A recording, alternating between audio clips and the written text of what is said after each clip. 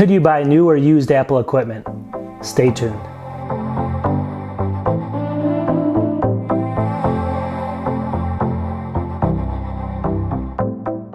All right, thanks again for watching, guys. If you guys watch a lot of my videos, I do a lot of stuff on Macs, and I'm going to try to do some more on PCs and things like that. But today I want to show you a couple different things. So why should you use used equipment versus new Apple equipment? I'm going to go ahead and really simplify this today, and I'm going to show you basically the number one reason I think that you should do it. And of course, there's going to be people that can post in the comments, and there's going to be reasons why you may not want to do this. And I understand, like sometimes people have a very specific reason why they need to buy a laptop. I'm going to go ahead and show you the new equipment versus used equipment, and I'm going to show you the main difference in how much you can get more for the used type than you can for new. So let's go ahead and get into this. Now, stay tuned to the end of the video if you can, because it's going to get interesting, and I'm going to show you some, exactly what you're going to get at the end versus what you would do if you buy new. So let's start with the new. So let's say you're going to go out and look for that MacBook Pro. Let's say you need a fit. You want to, let's just say you're going to buy the 15-inch, and the 15-inch costs roughly, let's just say anywhere from $2,500 to $2,600. They go up, they go down a little bit from there, but that's kind of a mid-range, $2,500, $2,600 for that MacBook Pro. So let's use that for the example. So that's just one computer, 15-inch MacBook Pro, around $2,600, let's just say somewhere in that range. All right, so what I'm going to do is I'm going to go ahead and give you guys a quick rundown of what that system is right now, and then I'm going to go ahead and go through, in what you can get on the used side, and then I'm going to weigh the two, and then at the end of the video you're going to see that they're exactly the same cost and what you can actually do on either side. So stay tuned. I mean, obviously, it's all going to come together at the end of the video, and it should be interesting.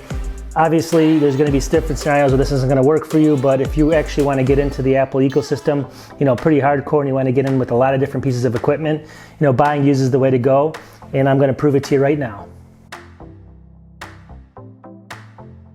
All right, so new. So let's say you're going to go buy that new MacBook, and here we go. So you're on the 15-inch. Here's Apple's website, obviously. You're on the 15-inch model right here. Let's scroll down. So what do you get for your money if you're going to buy new? Let's say you're going to go big. You're going to go with the one over here on the right, space gray. It's 15-inch. You got the touch bar, but let's just see what the specs are. It's a 2.3 8-core processor with Turbo Boost, 512 gigabyte storage, and you got 16 gigs of RAM, which is good for video editing and things like that. A Radeon Pro 564 gigabytes, and Retina, $2,799. So for $2,799 plus tax, which is going to put that well over $3,000. This is the model you get right here on the right. It's going to be the new MacBook Pro. 2.3 gigahertz, 8-core, so very capable system. Now, obviously, you got to ask yourself, what kind of video editing do you do? What kind of video processing do you do? What are the things you do that you require this? Because if you actually don't, need this much power, I'm going to show you here right now what you can get on the used side, and it's going to really open your eyes. All right, so let's get off on the used side. So this is starting the used equipment. So you're going to spend about $2,800 on the one laptop I just showed you. What can you buy used? Let's start off with this. So let's just assume that you want a burner laptop to put in your backpack, things like that. Here's an Apple 2012 MacBook Air 13-inch, 256 gig SSD, 8 gigs of RAM. It's going to be plenty fast for everything, just to cruise the web and do email and stuff like that. $246.75. So this is your burner laptop. You take it in your bag with you when you go to the library and stuff like that. It's grade C. It's going to have some scratches on it and things like that, but don't worry about it. It's $246. All right, so what else can we get for the $2,800? Let's go to the next thing.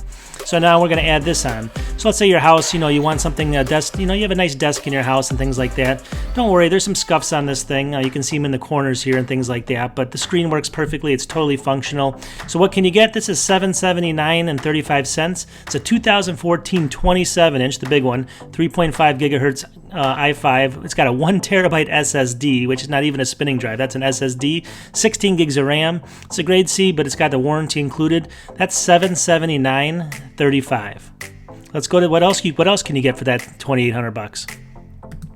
All right, so here we go. So let's just assume that you want some kind of a system so you can, obviously watch movies and just kind of connect it to your TV and however you want to do it through HDMI. Well, let's go pick up a Mac Mini. Here's a 2014 Mac Mini. It's all aluminum, 2.6 gigahertz, 512 SSD. Again, another big SSD in there, 8 gigs of RAM.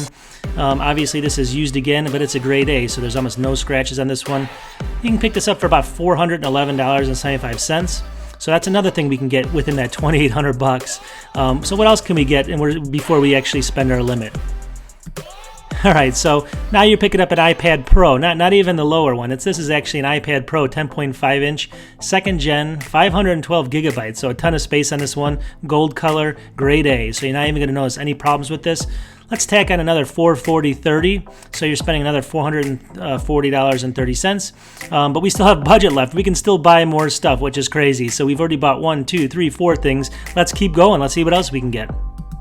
All right, so basically here we are, and you know, if you look at this, it's basically $399. Let's pick up this iPhone 8. Obviously, the wife needs a nice phone. She may already have an older one, or she may have a newer one, but in any case, this could be for your wife or yourself. So here you go, 8 gigabytes. I'm sorry, iPhone 8, 64 gigabytes, silver, grade B.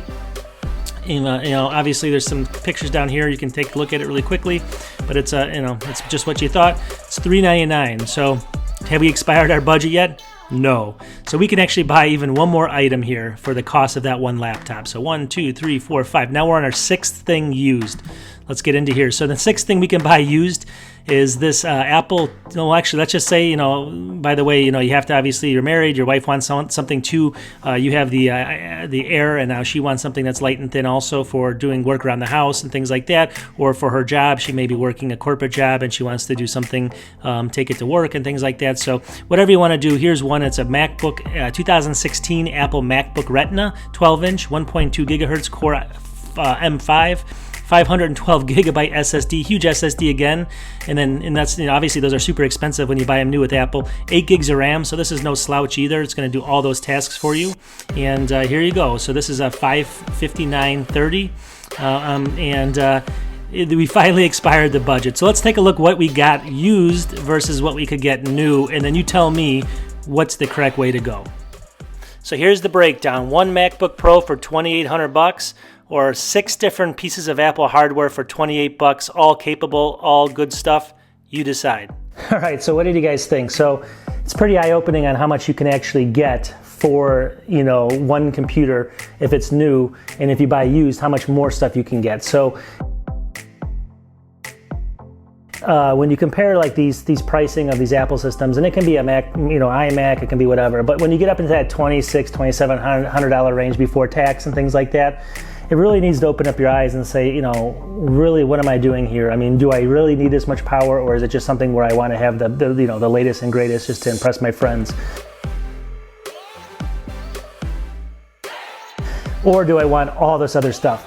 And I think it's pretty eye-opening to see the different stuff in here that you can actually get for the same cost. And if you weigh the two, you know, you really got to think pretty hard about it. So, I mean, do you really want just one system, or do you want to dabble in a whole bunch of different systems as I showed you?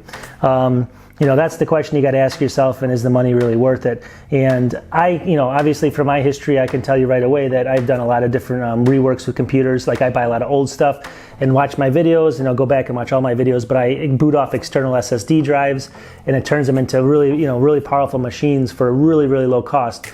So again, you can get used stuff, you can add that external drive, and you're going to be very comparable to a newer system. They don't change that much, actually. Apple has slowly ramped up, you know, the speeds and things like that. I mean, recently they're getting more 4 cores and things like that, but before they weren't. So anyways, please watch my videos if you guys can. I do finance videos and a whole bunch of technology as well.